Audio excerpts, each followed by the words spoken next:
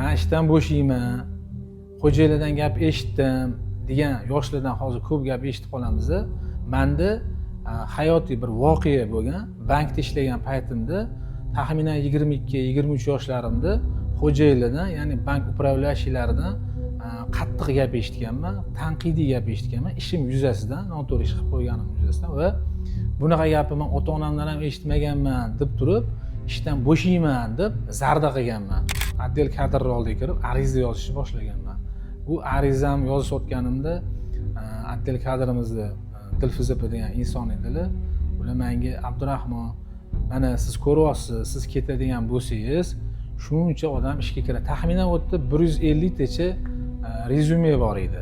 Men ketadigan bo'lsam, 10 dan oshiq odam meni o'rnimga kelib ishlashi mumkin edi.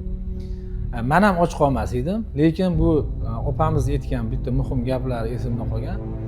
Agar siz hamma joydan mana shunaqa qo'lingizni ko'tarib, taslim bo'lib chiqib ketaveradigan bo'lsangiz, hayotingiz davomida, ishingiz davomida, biznes davomida hech qanaqa yutuqqa erisha olmaysiz degan tavsiyani berganlar va men bu tavsiyani olganman. Arizamni shu joyda yirtib tashlaganman va bel bog'lab, o'zimni ustimda ishlaganman, o'qiganman va boshliqlarning oldida ham yuzim yorug' bo'lgan.